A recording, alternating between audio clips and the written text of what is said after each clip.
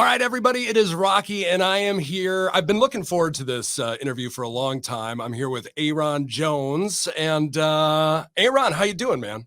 I'm doing good, man. I've been on my grind, trying to get some rest and do the Lord's work. Rest, that's probably not coming to you very frequently these Very days. foreign, actually. Well, take it when you can get it. I have to tell you, I found out about you when I started at the station QLZ. I had been for 5 years in the Virgin Islands.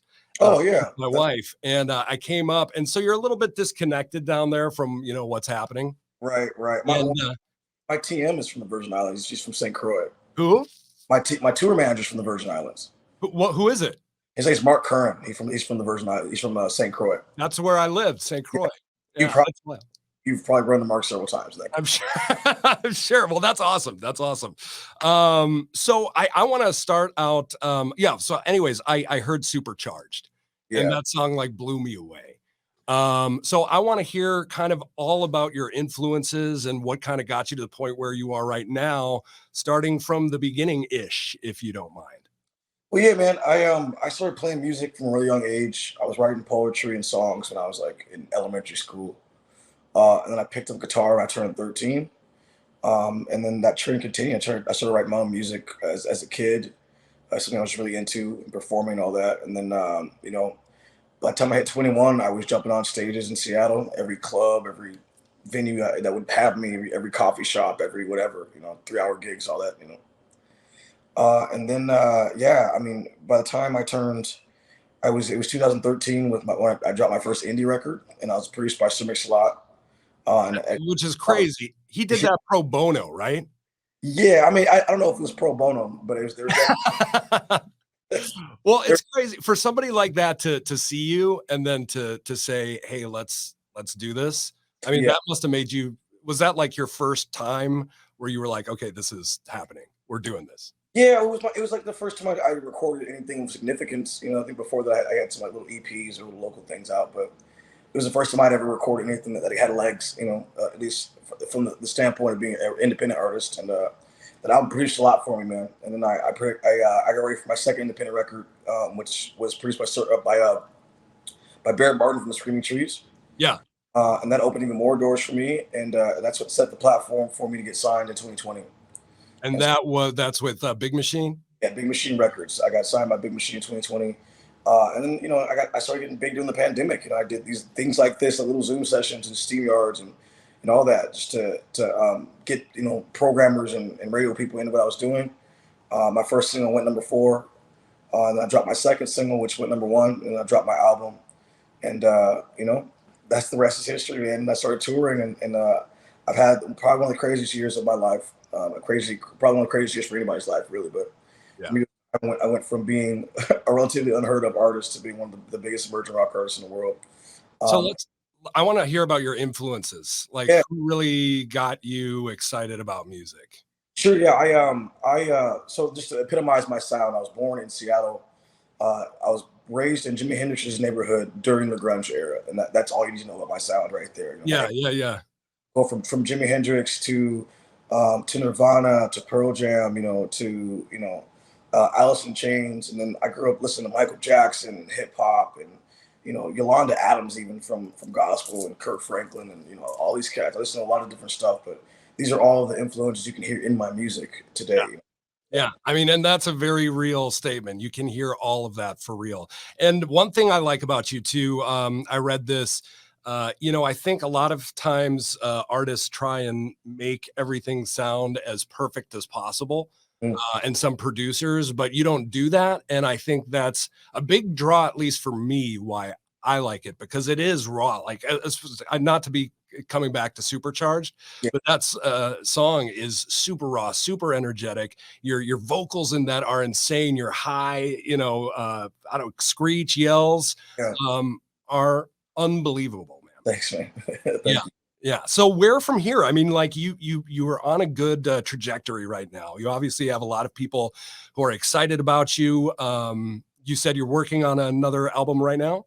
Yep, working on a new record. I got a single coming out on the 26th of this month. My next single comes out, My new single comes out, and then we start a new album cycle after that. And so I got some new stuff I'm working on right now, and I'm hoping to have rolled out within the rest of this year.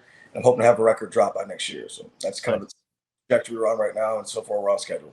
Okay. How about any collaborations you can tell us about that you're working with? No collaborations yet that I'm like, super solid or just excited about just yet, but that's all in the works as we're still in the early stages of the record. Gotcha.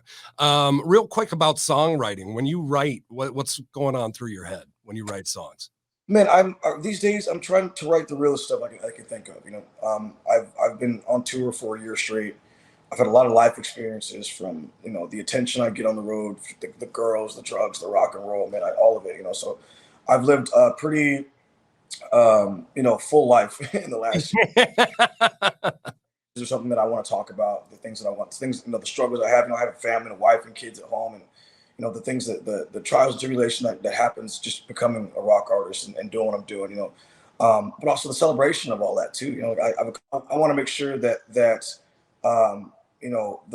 people that are listening to my music know that I'm also here to celebrate that as well as to talk about the human nature.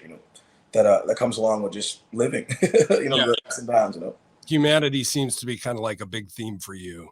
Oh yeah. And just realness. I love that. So writing, and when you're writing, are you writing kind of because you're a multi-instrument musician? More. Yeah. Do you start with guitar, bass? What do you start with? These days, I've been writing with Scott Stevens and Marty Fredrickson, which are great songwriters from Round Hill Music, great publishing songwriters. That they have like some of the top #1 hits on rock radio, but when I'm working with these cats, we've been really influenced by samples recently, which is really cool because Yeah. my music comes from a place of hip hop, comes from almost that repetition you get in it. That's why my music sounds the way it does. It can take me away. Dun, dun, dun, dun, dun, dun, dun. It's like the morning beat is where I like to start, and so a lot of that comes from just listening to samples, listening to things like Rage Against the Machine, like stuff like that. So I start with those influences. Usually I'll start with guitar. Sometimes I'll start with bass, and sometimes it's just a melody or a song idea. Yeah. Well, is there any story that jumps out right now? I know it's been kind of like a crazy year for you, but anything from the year that jumps out is like, wow, dude, that's going to stay with me for the rest of my life. Recently, actually, last, I mean, all of it, really. I mean, yeah, right. About a year, but recently, a couple weeks ago, I got the opportunity to open for the Rolling Stones in Paris, and that was that's all you have to say, man.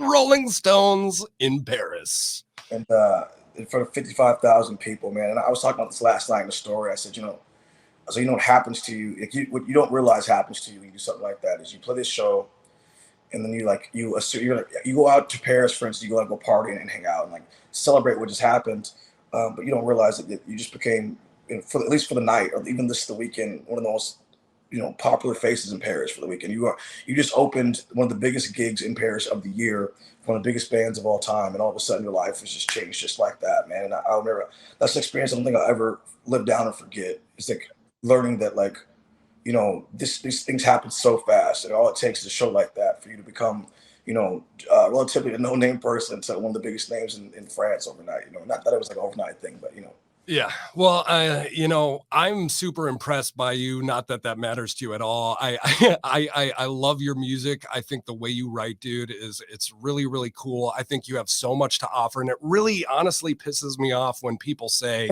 there's not a lot of like good rock music out now. There's not a lot of good new rock music. It's like, you're not listening, man. Right. You are not finding the people who are making this amazing music right now, and it's like you're just kind of stuck on stuff that's happened before, which isn't bad. It's great stuff, but they're not even looking, and you're making really, really fire stuff right now, man. Thank you, man. Thank you. I hope that trend continues, man. Like this next record for me, I hope to expand even more on the audience and the people that want to listen to my music and hear it. And like that's in order to do that, I've definitely learned to put my ear to what people are listening to right now and learn how to put that in my music without letting go of what makes me me. Yeah. Hoping to be an artist for the people and of the people, man, and continue that trend. You got my vote, man. You got my vote. And it is cool because I feel like music today, too, it is a combination of so many different genres. Talking about for you, blues, rock, soul, grunge, hip hop.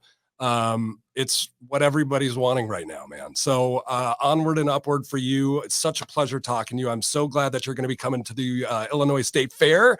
It's going to be at the Grand Central Stage in the Reich Pavilion. You guys, this is a free concert, and you're not going to get a chance to see him for free probably ever again. So take advantage of it while you can.